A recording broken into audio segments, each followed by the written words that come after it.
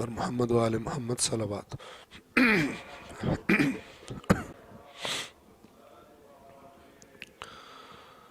اعوذ باللہ من الشیطان الرجیم، بسم اللہ الرحمن الرحیم، الحمد للہ رب العالمین، والصلاة والسلام علی سید الانبیاء والمرسلین وعلی اہل بیتہ الطیبین الطاہرین وصحبہ المنتجبین۔ ایک مرتبہ پھر صلوات پڑھیں محمد و آل محمد۔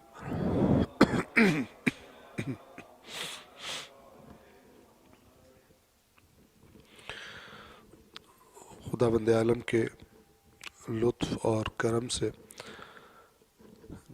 جہاں سے ہم نے یہ سلسلہ روکا تھا وہاں سے دوبارہ شروع کر رہے ہیں، اور آج حاضرین کی تعداد یہ بتا رہی ہے کہ سردی کچھ زیادہ پڑ گئی ہے اور لوگ شاید سمٹ گئے گھروں میں۔ آپ کو یاد ہوگا ہم نے سورۃ الفاتحہ سے آغاز کیا تھا، آیت نمبر 1، 2، 3 اور 4 یہ ہم نے پڑھ لی تھی۔ ان کے ترجمے کی تکرار کرتے ہوئے انشاءاللہ ہم آگے بڑھیں گے۔ بسم اللہ الرحمن الرحیم، شروع اللہ کے نام سے جو عام رحمتوں والا اور خاص رحمتوں والا ہے۔ الحمد للہ رب العالمین، تمام حمد اللہ کے لیے ہے جو تمام مخلوقات کا، تمام عالمین کا پالنے والا ہے۔ الرحمن الرحیم، عام رحمتوں والا اور خاص خصوصی رحمتوں والا۔ مالک یوم الدین، جزا کے دن کا مالک۔ اس آیت کے بارے میں چند نکات ہم نے آپ کی خدمت میں عرض کیے تھے۔ گویا خداوند عالم فرمانا چاہ رہا ہے کہ اللہ کی عام رحمتوں اور خاص رحمتوں کا تقاضا یہ ہے کہ ایک جزا کا دن بھی ہونا چاہیے کہ جن کو عام رحمتیں ملی تھی اور اس رحمت کے سبب ان کو خدا کی نعمتیں ملی تھیں، انہوں نے کیا کیا تاکہ وہ اچھے کام کرنے والوں کو دائمی نعمتیں عطا کرے۔ عارضی طور پر جو کچھ دیا گیا تھا ان کا صحیح استعمال کرنے والوں کو کئی گنا بڑھا کر دے اور ہمیشہ کے لیے دے، اور جنہوں نے غلط استعمال کیا،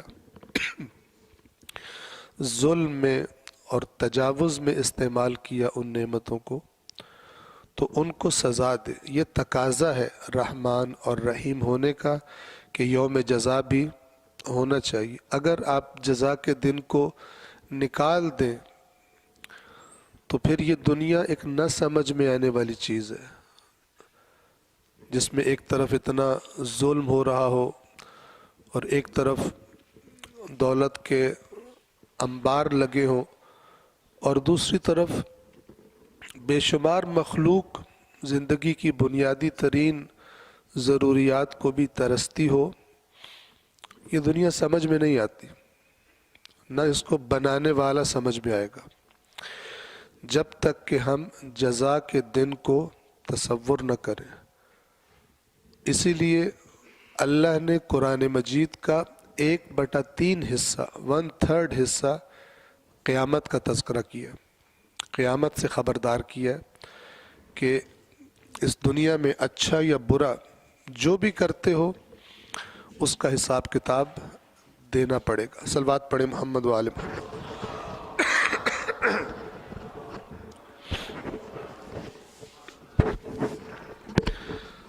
اگلی آیت ایاک نعبد و ایاک نستعین، ہم صرف تیری عبادت کرتے ہیں اور صرف تجھ سے مدد مانگتے ہیں۔ آپ اگر دیکھیں تو اس سے پہلے والی جو آیات تھی اس میں بندہ اللہ سے کن الفاظ میں خطاب کر رہا ہے؟ گویا کہ کسی غائب سے خطاب کیا جا رہا ہے، آمنا سامنا نہیں ہے۔ الحمدللہ، تمام حمد اس اللہ کے لیے جو رب العالمین ہے، جو رحمان اور رحیم ہے، جو جزا کے دن کا مالک ہے۔ لیکن یہاں پر آ کر خطاب کا لفظ ہے، ہم صرف نہیں کہا اس کی عبادت کرتے ہیں، بلکہ کیا لفظ استعمال کیا؟ ہم صرف تیری عبادت کرتے ہیں۔ اس کے بارے میں علماء نے جو بیان کیا وہ یہ ہے کہ خداوند عالم کی حمد کرنے کے بعد، اس کی رحمانیت اور رحیمیت کا ذکر کرنے کے بعد، یوم جزا کا مالک ہونا، یہ اقرار کرنے کے بعد گویا کہ اب بندہ اس قابل ہو گیا ہے کہ اللہ سے ڈائریکٹ بات کر سکے۔ پہلے دور تھا، اس کی حمد کر کے اب اس کے قریب ہو گیا ہے، اس قابل ہو گیا ہے کہ اس سے بات کر سکے، خطاب کر سکے۔ لہٰذا لفظ بھی غائب سے مخاطب میں تبدیل کر دیا گیا ہے۔ اور اس کے بارے میں ائمہ کے ہمارے بہت سارے فرامین ہیں کہ ایسا سمجھو کہ تم خدا کو دیکھ رہے ہو، اور اگر یہ نہ سمجھ سکو تو پھر یہ سمجھو کہ وہ تمہیں دیکھ رہا ہے۔ پھر فرمایا کہ اگر تم یہ سمجھو کہ خدا تمہیں نہیں دیکھ رہا تو تم مسلمان ہی نہیں ہو، تم مومن ہی نہیں ہو۔ توجہ فرمائیے گا، اگر تم یہ سمجھو کہ کسی جگہ پر اللہ تمہیں نہیں دیکھ رہا تو تم نے کفر کر دیا، تم اس خدا کو مانتے ہی نہیں ہو جو حقیقت میں خدا ہے، وہ ہر جگہ حاضر اور ناظر ہے۔ اور اگر تم نے یہ تو سمجھا کہ وہ تمہیں دیکھ رہا ہے اور پھر تم نے گناہ بھی کیا اس کے سامنے، اگر تم نے یہ سمجھا کہ وہ تمہیں دیکھ رہا ہے اور پھر تم نے گناہ کیا تو پھر تم نے اللہ کو دیکھنے والوں میں سے، یعنی جو جو تمہیں دیکھتے ہیں ان میں سے اللہ کو تم نے سب سے کم تر درجہ دیا۔ کیوں؟ اس لیے کہ انسان جب کوئی برائی کرنا چاہتا ہے تو کوشش کرتا ہے کہ کوئی بچہ بھی اس کو نہ دیکھے، ایسی حرکت کہ جو نازیبا ہو، جو اخلاق سے گری ہوئی ہو، کوئی گناہ ہو، تو کیا کرتے ہیں؟ چاہتے ہیں کہ بچہ بھی ہمیں نہ دیکھے، ہمسایہ بھی ہمیں نہ دیکھے، میرے دوست بھی مجھے نہ دیکھے ورنہ ان کی نظروں سے گر جاؤں گا۔ کیوں؟ ان کے سامنے اپنا ایک مقام سمجھتا ہے، اسے کھونا نہیں چاہتا، اور وہ لوگ اس کی زندگی میں اہم ہیں جن کے سامنے وہ اپنا مقام کھونا نہیں چاہتا، لہٰذا ان سے چھپ کے کرتا ہے۔ تو امام یہ فرما رہے ہیں کہ اگر تم یہ جانتے ہو کہ اللہ تمہیں دیکھ رہا ہے اور پھر بھی اس کے سامنے گناہ کرتے ہو تو پھر تم نے اللہ کو دیکھنے والوں میں سے سب سے کم تر درجہ دیا، یعنی اس بچے سے بھی کم درجہ اللہ کو دیا، اس ہمسائے سے بھی کم تر درجہ اللہ کو دیا، اس دوست سے بھی کم تر درجہ اللہ کو دیا جس سے تم چھپ کے خرابی کرنا چاہتے ہو۔ ایاک نعبد، اللہ اور بندے کے درمیان اب ڈائریکٹ گویا کہ بات ہو رہی ہے۔ یہاں پر جو اس آیت کو سمجھنے والا نقطہ ہے، توجہ کیجئے، عربی زبان کا ایک قانون ہے اور وہ قانون یہ کہتا ہے کہ وہ لفظ جس کو عام ترتیب کے مطابق بعد میں آنا چاہیے تھا، اس کا رتبہ بعد میں آنے کا بنتا ہے، اگر اس کو پہلے لایا جائے تو اس سے معنی میں ایک تبدیلی آ جاتی ہے. کیا تبدیلی آتی ہے؟ صرف اور فقط کا معنی آ جاتا ہے اس میں. جملے کی عام ترتیب کیا ہوتی ہے؟ پہلے فعل آتا ہے، اس کے بعد اس کا فاعل آتا ہے عربی زبان پہ. فعل، فاعل اور پھر مفعول جس پر وہ فعل واقع ہو رہا ہے. نعبدو میں فعل کون سا ہے؟ نعبدو. فاعل کون سا ہے؟ ہم، جو اس فعل کے اندر ہی موجود ہے. ہم عبادت کرتے ہیں. مفعول کی ترتیب یعنی جس کی عبادت کی جاتی ہے اس کو بعد میں آنا چاہیے تھا. کیسا ہونا چاہیے تھا؟ نعبدو کا، ہم عبادت کرتے ہیں تیری. لیکن اس کا کو بعد سے اٹھا کر نعبدو سے پہلے کا رتبہ دیا گیا. اس کے ساتھ جو ایا آیا ہے یہ سمجھ لیں کہ تکیہ ہے جس کے ساتھ ٹیک لگا کر یہ کاف، یہ عربی گرامر کا البتہ قاعدہ، میں صرف اشارہ کر رہا ہوں کہ کاف کو اکیلے نہیں لکھا جا سکتا، اسے کوئی نہ کوئی ساتھ ٹیک چاہیے. تو یہ ایا اس کا معنی کوئی نہیں ہے، صرف ٹیک ہے اس کی، تکیہ لگانے کا. وہی کا جو بعد میں آنا چاہیے تھا وہ پہلے آ گیا. معنی میں کیا فرق پڑا؟ صرف تیری عبادت کرتے ہیں، ہم صرف تیری عبادت کرتے ہیں. اگر ہوتا نعبدو کا تو صرف نہیں ہوتا بیچ میں، ہم تیری عبادت کرتے ہیں تو شائبہ بیچ میں رہ جاتا کہ اوروں کی بھی کرتے ہیں تیری بھی کرتے ہیں، یعنی اور بھی ہیں اور تو بھی ہے جس کی ہم عبادت کرتے ہیں. لیکن جب ایاک نعبد ہم نے کہا تو کیا مطلب بن گیا کہ ہم کسی اور کی نہیں، صرف تیری عبادت کرتے ہیں.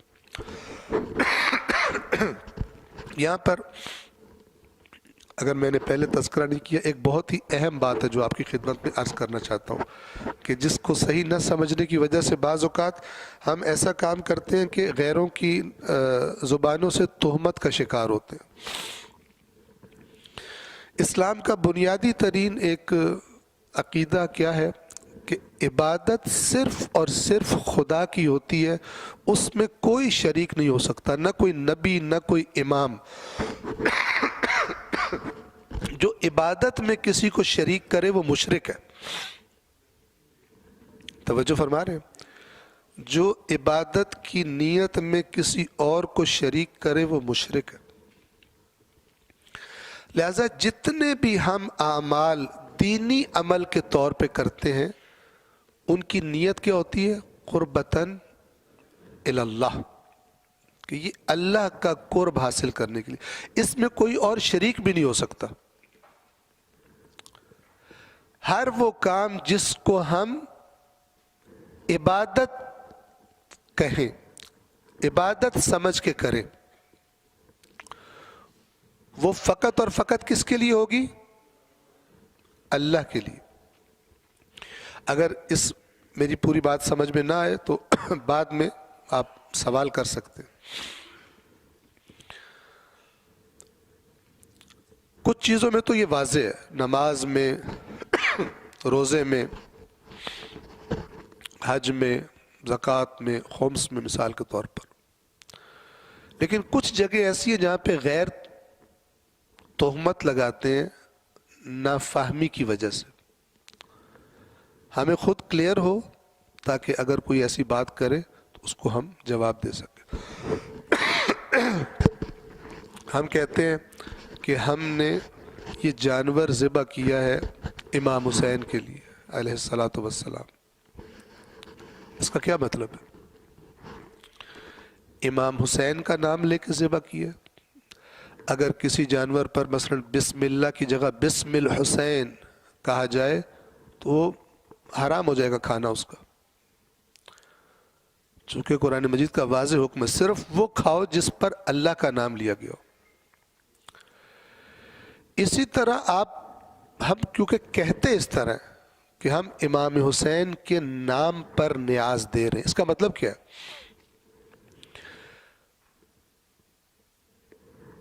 یہ کام ہم کرتے ہیں عبادت سمجھ کر. تو میں نے کیا عرض کیا کہ اگر یہ عبادت ہے تو کس کی ہونی چاہیے؟ عبادت تو اللہ کی ہوتی ہے. یہ ہمارے ذہنوں میں واضح ہو کہ یہ کہنے کا ایک جملہ ہماری اپنی پریشانی کا سبب نہ بنے.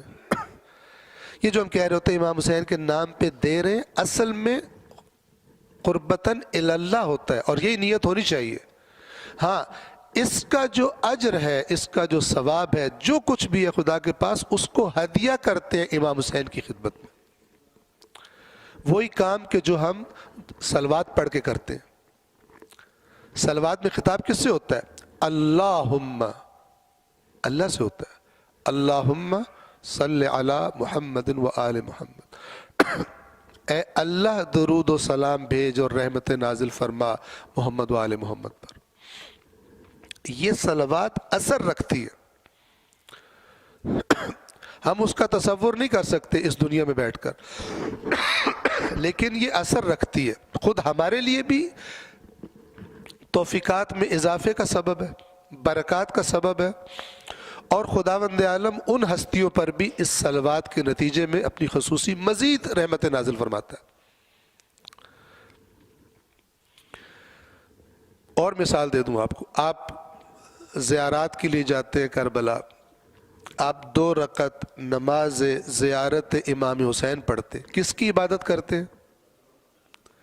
آپ کہتے ہیں 2 رکعت نماز زیارت امام حسین پڑھ رہا ہوں قربتاً اللہ.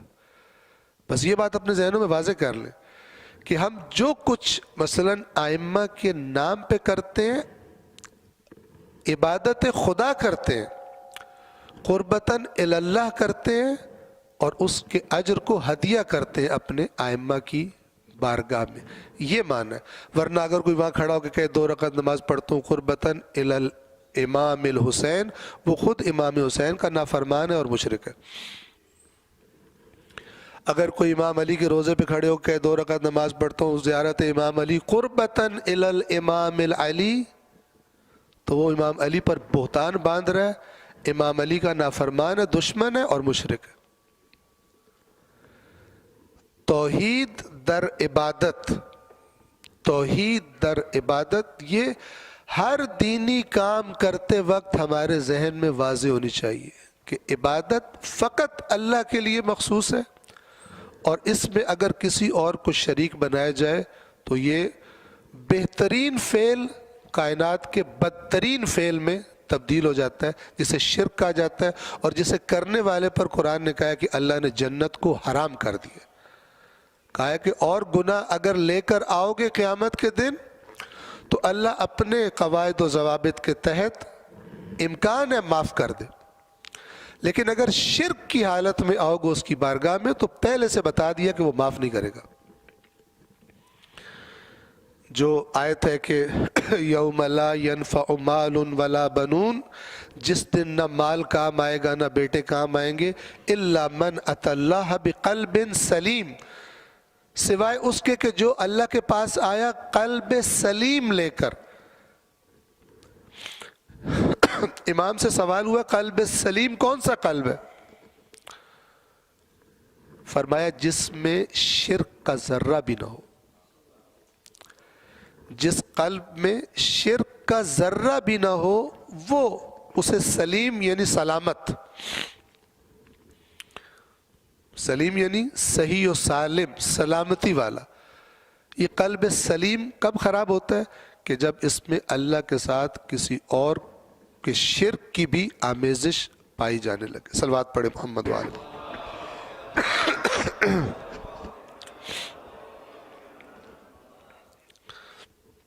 بس یہ مسئلہ انشاءاللہ تمام دینی افعال کے اعتبار سے واضح ہوگا کہ اس میں نیت قربتاً اللہ کی جاتی ہے، چاہے آپ نیاز دے رہے ہوں، چاہے آپ عزاداری کر رہے ہیں، چاہے آپ مثلاً ماتم کچھ بھی کر رہے ہیں، اگر عبادت ہے تو صرف اللہ کی ہے، ورنہ پھر وہ کچھ اور ہے. اور اگر جب عبادت ہم اللہ کی کر رہے ہیں تو پھر ہم کیوں نام لے رہے ہیں امام کا؟ ہم ہدیہ کر رہے ہیں اس کے اجر کو، ان کی خدمت میں، ان کی بارگاہ میں ہدیہ کر رہے ہیں. ایاک نعبد، ہم صرف تیری عبادت کرتے. یہ توجہ فرمائیے، عبادت کا معنی کیا ہے؟ عبادت کا لفظ نکلا ہے عبودیت سے. عبودیت کہتے ہیں بندگی کو. بندگی یعنی غلامی، نوکری، خدمت، کسی کے سامنے تواضع کرنا. تواضع کرنا یعنی اس کے سامنے اکڑنا نہیں، اس کے سامنے سر جھکا دینا. غلامی اللہ کے علاوہ بھی ہوتی ہے، نوکری اور خدمت اللہ کے علاوہ بھی انسان کرتا ہے. اس عبودیت کو آپ فرض کریں انسان کسی کے پاس نوکری کر رہا ہے، کسی کا ملازم ہے، اس کی بات بھی مانتا ہے، اس کی اطاعت بھی کرتا ہے، اس کے سامنے بھی تواضع کرتا ہے. پھر انسان اپنے استاد کے سامنے تواضع کرتا ہے، استاد بھی کوئی بات کہے اس کی بات مان لیتا ہے. ماں باپ کے سامنے تواضع کرتا ہے. آپ درجات تصور کرتے جائیں. عبودیت کا وہ سب سے بلند درجہ کہ جس سے اوپر فرض نہیں کیا جا سکتا، سب سے بڑا درجہ، اس کو کہتے ہیں عبادت. اور وہ سب سے اونچا درجہ عبودیت کا جس کو عبادت کہتے ہیں، وہ فقط ایک ہستی کے لیے جائز ہے، وہ نیچے کسی بھی ہستی کے لیے جائز نہیں ہے. پس کمال عبودیت، سب سے زیادہ تواضع جس کے سامنے کی جاتی ہے. کیا مطلب؟ کہ اگر وہ کہہ رہا ہے کہ یہ کام کرو اور ساری دنیا کہہ رہی ہے کہ نہیں یہ کام نہیں کرنا، اس کو جھکنا ہے، کسی اور کو نہیں جھکنا. یہ درجہ تواضع کا، یہ درجہ اطاعت کا، یہ درجہ جھکنے کا کہ جس کے مقابلے میں پھر کسی اور کی بات نہیں ماننی، اس کو کہتے ہیں عبادت. کمال عبودیت کو عبادت کہتے ہیں. اور وہ مخصوص ہے فقط ایک ذات سے جس کا نام اللہ تبارک و تعالی ہے. اللہ کے نبی کا ایک فرمان ہے کہ جس میں بعض لوگوں کو عبد الدنیا کہا گیا.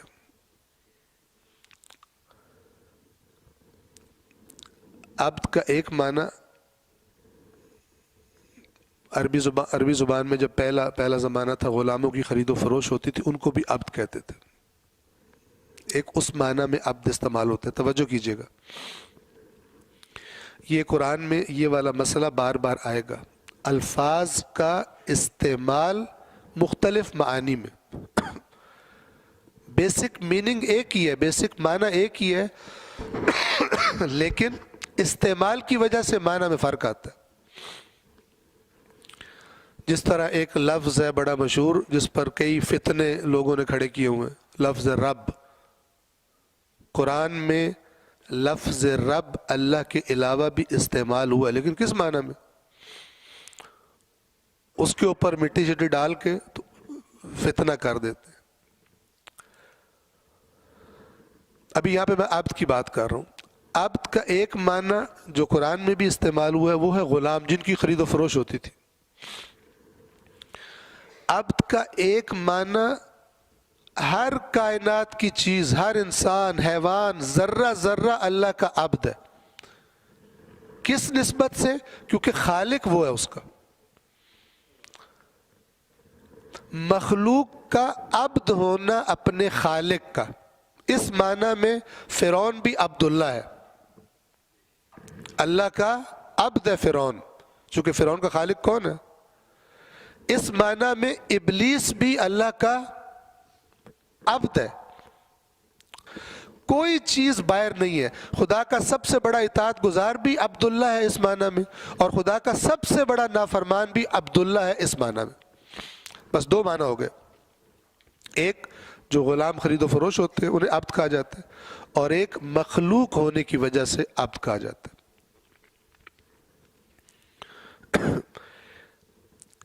ایک عبد وہ ہے کہ جو اپنی مرضی سے کسی کی اطاعت کر کے اس کا عبد بنتا ہے، اس کے عبد کا مقام حاصل کرتا ہے.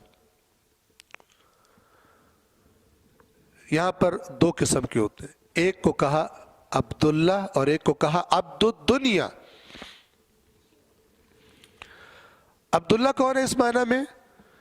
کہ جو اپنے اختیار سے خدا کی ہدایت کو جب دیکھتا ہے اس پہ غور کرتا ہے، اپنے اختیار سے خدا کی ناراضگی والی چیزوں کو ترک کرتا ہے، خدا نے جن کا حکم دیا ان کو انجام دیتا ہے، ایسا کر کے عبداللہ بن جاتا ہے۔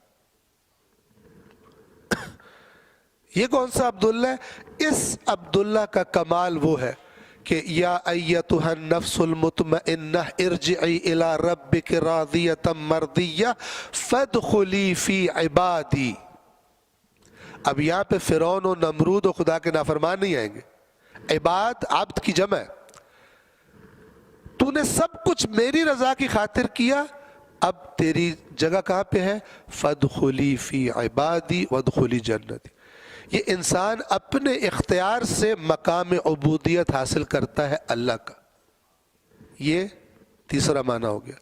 اور چوتھا وہی اسی سے ملتا جلتا عبد الدنیا، کہ جو اپنا ہم و غم، اپنی ساری خدمات فراہم کر دے دنیا کو، وہ سمجھے کہ میں دنیا جمع کر رہا ہوں، جبکہ در حقیقت دنیا اسے کھا رہی ہوتی ہے، ضائع کر رہی ہوتی ہے، جو اس کا وجود تو کچھ عرصے کے بعد ختم ہونے والا ہے۔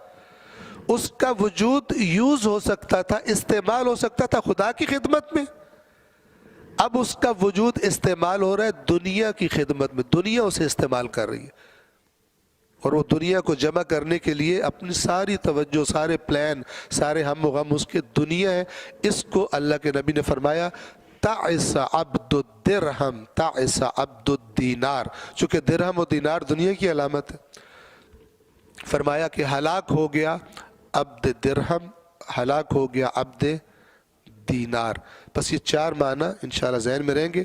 مخلوق ہونے کے اعتبار سے خرید و فروخت جس کی جاتی تھی وہ عبد، اپنے اختیار سے خداوند عالم کے سامنے جھک کے اس کا عبد بننا، اور اسی طرح اپنے اختیار سے دنیا کے پیچھے دوڑ کر عبد الدنیا بن جانا۔ صلوات پڑھے محمد و آل محمد۔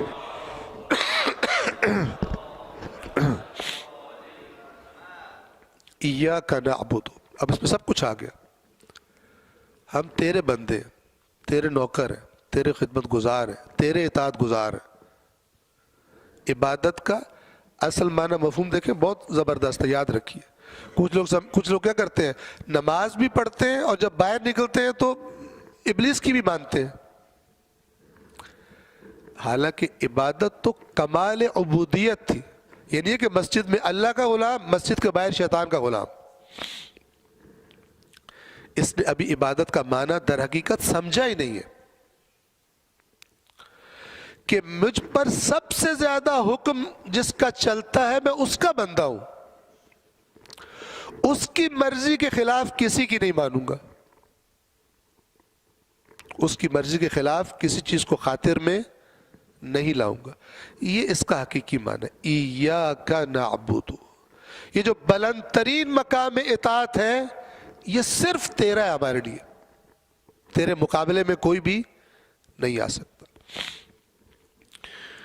وَإِيَّاكَ نَسْتَعِينُ، اور ہم صرف تجھی سے استعانت کرتے ہیں۔ استعانت کیا ہے؟ توجہ فرمائیے، یہ لفظ نکلا ہے عون سے، عین، واو اور نون۔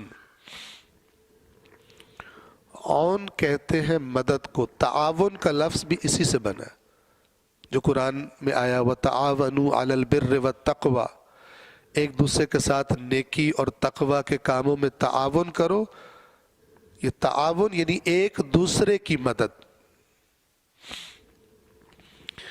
ایک اور لفظ ہے عربی زبان میں، اس کا معنی بھی ہم مدد کرتے ہیں، اور وہ ہے نصر۔ اذا جاء نصر اللہ والفتح، جب اللہ کی مدد آ جائے گی اور فتح حاصل ہو جائے گی۔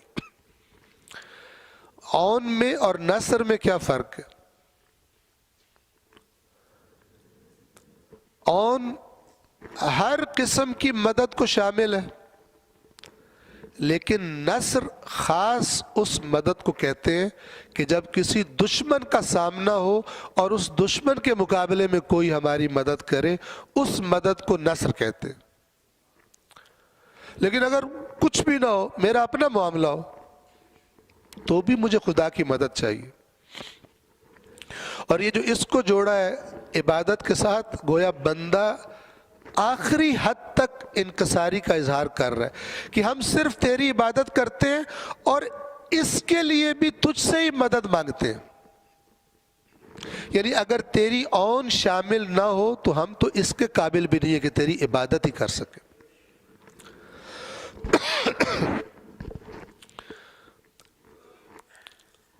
یہ اس کے ساتھ آنے کی وجہ سے میں نے معنی کیا، ورنہ اوورآل اس کا معنی کیا ہے؟ توجہ فرما لیں.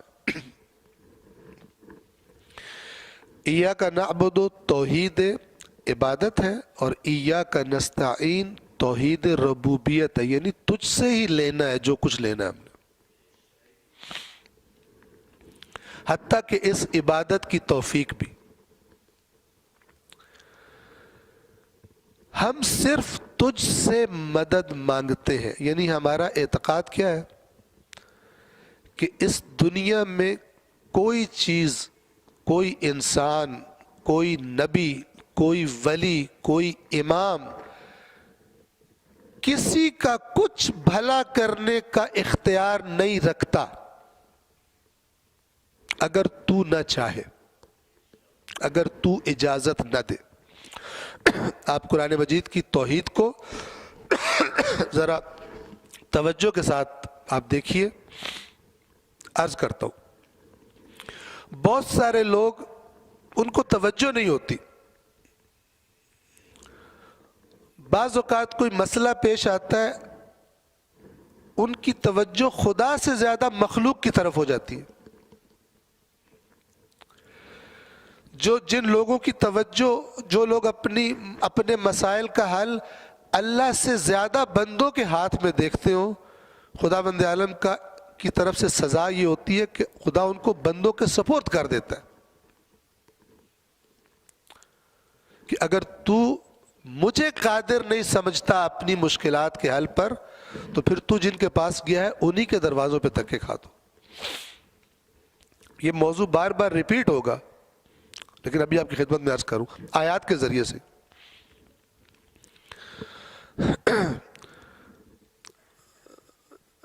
جنگ بدر میں رسول اللہ موجود ہیں، جنگ احد میں رسول اللہ موجود ہیں. وہاں پر سورہ آل عمران کی جو آیات ہیں اللہ فرماتا ہے کہ ہم نے فرشتوں کے ذریعے تمہاری مدد کی جب تک کہ تم نے خود خرابی نہیں کی. تم نے خود اللہ کے رسول کی نافرمانی کی، اس کے بعد تمہارا نقصان ہوا. اس سے پہلے اللہ کی مدد تمہارے ساتھ تھی اور تم نے دشمنوں کے قدم اکھاڑ دیے تھے. بدر میں تو چونکہ نافرمانی نہیں کی مکمل فتح حاصل ہوگی، لیکن احد میں بھی ادھر 700 تھے رسول اللہ کے ساتھ، ادھر 5000 تھے کفار کے. لیکن ان 700 نے حملہ کیا اور ایک ہی حملے میں ان 5000 کو اکھاڑ دیا. وہ بھاگ گئے میدان چھوڑ کر. خرابی کب ہوئی؟ جن کو رسول اللہ نے ٹیلے پہ کھڑا کیا تھا کہ تم نے یہاں سے نہیں ہٹنا، انہوں نے مال غنیمت کو دیکھ کر، جو قرآن نے خود بیان فرمایا، بہت سارے لوگ کچھ وہاں کھڑے بھی رہے جو شہید ہو گئے، باقی نیچے اترے. دشمن نے پیچھے سے حملہ کیا اسی طرف سے اور بہت سارا نقصان ہوا، خود رسول اللہ بھی زخمی ہوئے اس میں. اس جگہ کا جب اللہ تذکرہ فرماتا ہے، فرشتوں کے ذریعے مدد کرنے کا جب تذکرہ فرماتا ہے، وہاں پہ اللہ فرماتا ہے وَمَا جَعَلَهُ اللَّهُ إِلَّا بُشْرَى لَكُمْ. یہ جو اللہ نے مدد بھیجی تھی فرشتوں کی، اس کو قرار نہیں دیا تھا مگر تمہارے لیے خوشخبری وَلِتَطْمَئِنَّ قُلُوبُكُمْ بِهِ، تاکہ اور اس لیے کہ تاکہ تمہارے دل اس سے مطمئن ہو جائیں کہ تمہاری اللہ تعالیٰ کی طرف سے غیبی مدد آ رہی ہے. وہاں پہ فرمایا وَمَن نَّصْرُ إِلَّا مِنْ عِنْدِ اللَّهِ الْعَزِيزِ الْحَكِيمِ. ایاک نستعین کیا مطلب؟ وضاحت. وَمَن نَّصْرُ إِلَّا مِنْ عِنْدِ اللَّهِ، کوئی مدد نہیں ہے سوائے اس مدد کے جو اللہ کے پاس سے آئے. اللہ کے علاوہ، اللہ کے مقابلے میں خدا کے در کو چھوڑ کر کسی کو اس کے مقابل بنا کر کہ خدا تمہیں نہ بھی مدد کرے تو یہ ہیلپ کر دے گا، یہ شرک. وَمَن نَّصْرُ إِلَّا مِنْ عِنْدِ اللَّهِ الْعَزِيزِ الْحَكِيمِ. اور کوئی مدد نہیں ہے سوائے اس اللہ کی طرف سے آنے والی مدد کے کہ جو زبردست، سب پہ غالب آنے والا اور حکمتوں والا ہے.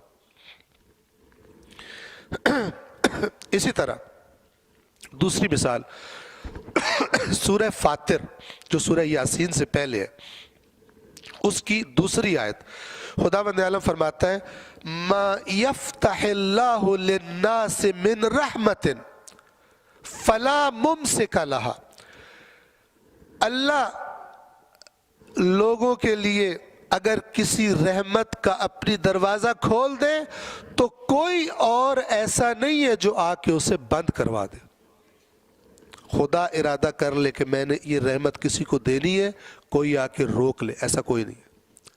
وَمَا يُمْسِكْ، اور جس کا اللہ ارادہ کر لے کہ میں نے اب نہیں دینی، روک لینی ہے، فَلَا مُرْسِلَ لَهَا مِن بَعْدِ، تو پھر اس کے بعد کوئی آئے اور اللہ سے کہے نہیں چھڑ دو، کھول دو، کوئی کسی کی جرت نہیں۔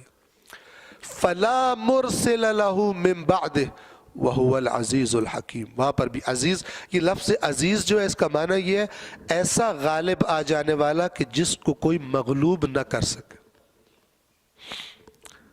جس کو کوئی توڑ نہ سکے، جس کو کوئی جھکا نہ سکے۔ یہ عزت کا اصل معنی سختی کا ہے، ایسی سختی کہ جس کو کوئی نرم نہ کر سکے، توڑ نہ سکے، اور وہ اصل معنی میں اپنے اللہ تبارک و تعالیٰ کی ذات ہے۔ یہ جو بادشاہ کو بھی عزیز کہا جاتا ہے عربی میں، بادشاہ کو عزیز کہتے ہیں چونکہ اس معاشرے کے اعتبار سے سب سے زیادہ وہ سخت ہوتا ہے۔ کیا مطلب؟ اس کا حکم سب کے حکموں کے اوپر، ایک چھوٹے افسر نے کوئی آرڈر لکھا ہو، اگر بادشاہ کا حکم آ جائے تو وہ چھوٹے افسر کا آرڈر کیا ہوتا ہے؟ قائل عدم ہو جاتا ہے۔ اور ایک تیسری چیز ایاک نستعین کے اندر جو پوشیدہ ہے، مدد ایک دنیا میں انسان کو معلوم ہو کہ سوائے اللہ کے اذن کے کوئی مددگار نہیں، اسی طرح انسان کو معلوم ہو کہ آخرت میں بھی سوائے اللہ کی اجازت کے کوئی کسی کے کام نہیں آ سکتا، نہ کوئی نبی، نہ کوئی ولی، نہ کوئی امام۔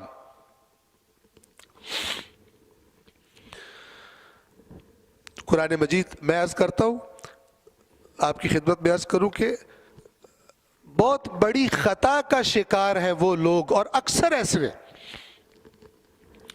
جنہوں نے اپنے بنیادی عقائد، ان کی بنیاد اللہ کی کتاب سے نہیں لی۔ خطیب سنے ہیں، شاعر سنے ہیں، فلان سنا ہے، خدا کو نہیں سنا۔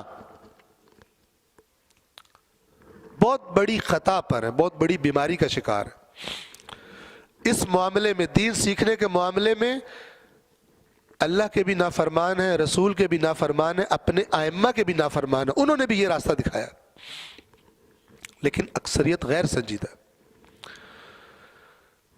ایک شفاعت کا وہ تصور ہے کہ جو شعر و شاعری میں بتایا جاتا ہے اور لوگ وہ اپنا چکے۔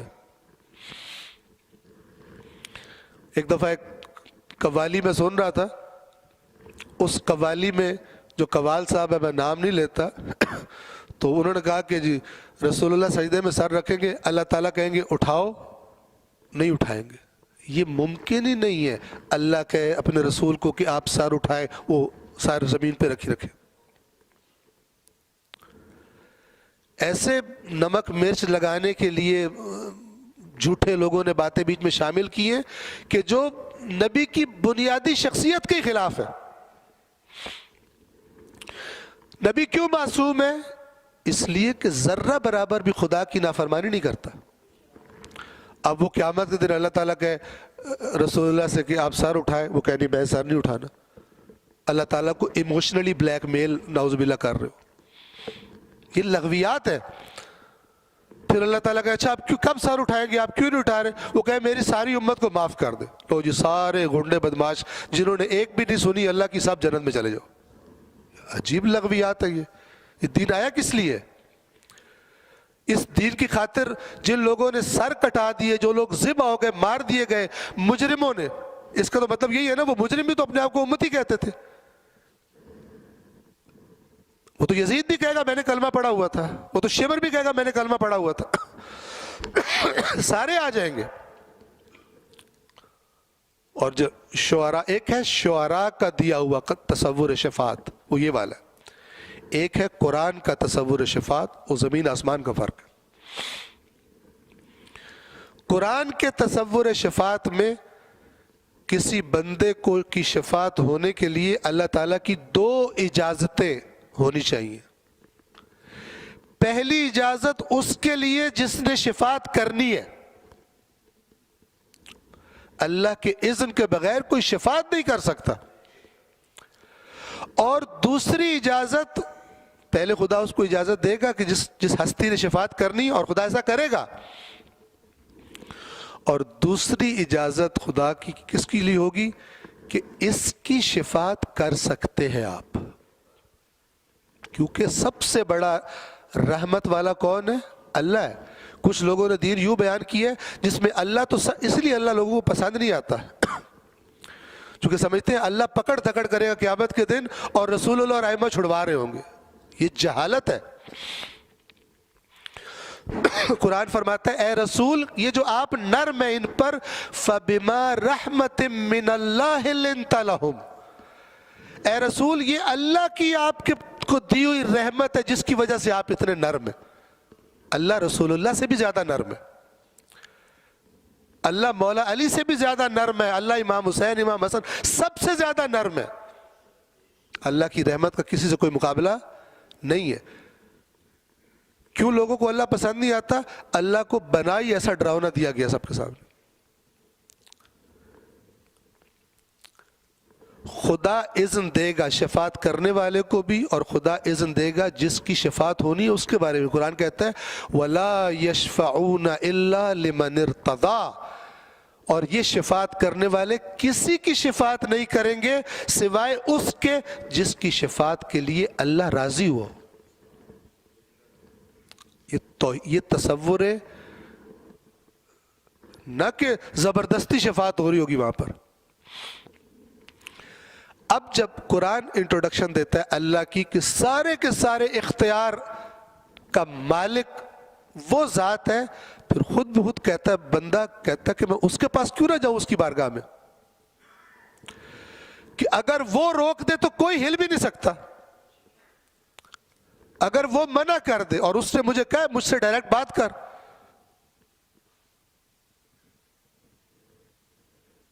وَإِذَا سَأَلَكَ عِبَادِي عَنِّي فَإِنِّي قَرِيبٌ، اے رسول جب میرے بندے آپ سے میرے بارے میں سوال کریں تو آپ انہیں بتائیں میں ان کے قریب ہوں۔ اجیب دعوت الداعی اذا دعان، جب کوئی بھی پکارنے والا مجھے پکارتا ہے میں اس کو جواب دیتا ہوں۔ آج کل کچھ لوگ کہتے ہیں کہ تمہاری شکل ہے اللہ سے ڈائریکٹ بات کرنے والی،